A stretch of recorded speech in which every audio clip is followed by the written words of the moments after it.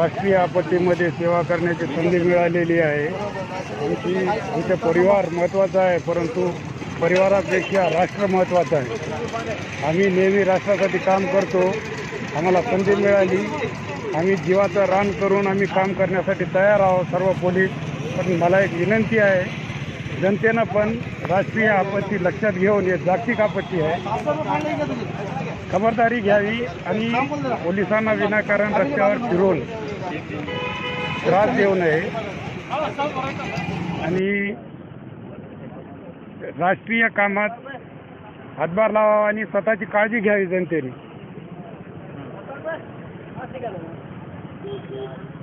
Okay sir, thank you.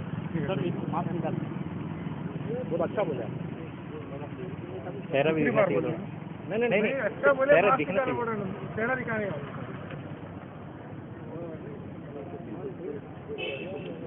हे corona हे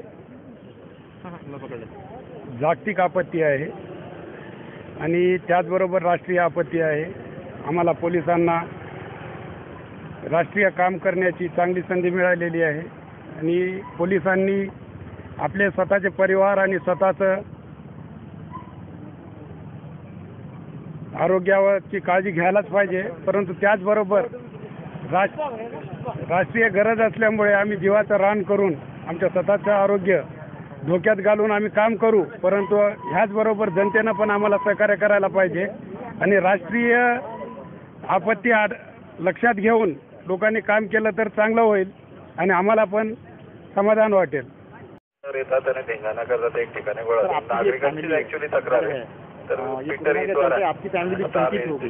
जब आप घर से जाते हो या आते हो तो आपकी फैमिली का क्या इमोशंस रहता है? बरोबर आहे। कोरोनामुळं आम्हाला सकाळी 8 वाजता ड्युटीला यावं लागतं आणि संध्याकाळी आम्ही 10-11 वाजता घरी जात असतो। त्यावेळेस ज्यावेळेस आम्ही घरून पोलीस स्टेशनला निघतो त्यावेळेस आमची फॅमिली चिंतित असते। मला एक मुलगा आहे 2.5 वर्षाचा। तो सकाळी मला बघत असतो, सकाळी उठल्यानंतर पप्पा लवकर घरी या, पप्पा लवकर घरी या म्हणत असतो। पण ते त्या लहान मुलाला माहीत नाही, पण आमचे जे मॅडम आहेत त्यांना माहिती आहे कोरोना वगैरे आलेला आहे बाहेर। त्याच्यामुळे आम्हाला सकाळी घरून ड्युटीला येताना तर काही वाटत नाही, आम्ही येतो। परंतु ज्यावेळेस आम्ही दिवसभर पोलीस स्टेशनला वेगवेगळ्या प्रकारचे कामं करतो, पेट्रोलिंग किंवा इन्व्हेस्टिगेशनचे कामं असतात किंवा लोकांना समजावून सांगणे, कोरोनाबाबत लोकांमध्ये जनजागृती करणे, ते सांगून आमचा आणि लोकांचा प्रत्यक्ष डायरेक्टली थोडाफार जवळचा संबंध येत असतो।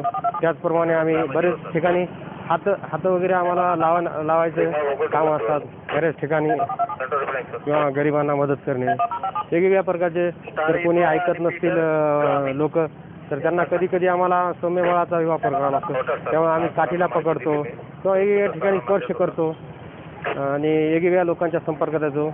मग ज्यावेळेस आम्ही घरी जातो संध्याकाळी 9 वाजता, तर तेव्हा आमच्या मनामध्ये काळजी राहते की बा आम्हाला बी हा कोरोना सारखा व्हायरसचा आजार झालेला आहे का असं वाटतं।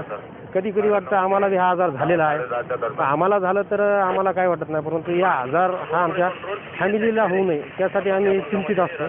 ज्यावेळेस आम्ही 10 वाजता घरी जातो त्यावेळेस मी तर प्रथमतः बाहेर गेल्याच्यानंतर अगोदर सॅनिटायझरने हात वगैरे स्वच्छ करून घरी गेल्यानंतर माझे स्वतःचे कपडे बाजूला काढून माझ्या ज्यावेळेस पत्नीनं गरम पाणी केलेलं असतं त्यावेळेस मी ते कपडे स्वतः त्या ह्याच्यामध्ये टाकतो, हात वगैरे धुतो आणि गरम पाण्यानं आंघोळ करतो आणि नंतरच माझ्या घरामध्ये प्रवेश करतो। अशा प्रकारचा आमचा दैनंदिन कार्यक्रम सध्या चालू आहे आणि हे दिवस करताना आमच्या मनामध्ये एक काळजी बी आहे, परंतु एक आनंद बी आहे की आपण लोकांच्या संरक्षणासाठी आपल्याला ही संधी भेटलेली आहे काम करण्याची। अशी संधी आपल्याला मिळणार नाही आणि या संधीमध्ये आम्ही हे काम करत असताना आम्हाला जरी कोरोना झाला तरी बी त्याचा आम्हाला काही वाटणार नाही। फक्त इतकंच आहे, यापासून आमच्या फॅमिलीला होऊ नये हीच आमची एक ईश्वरचरणी प्रार्थना आहे।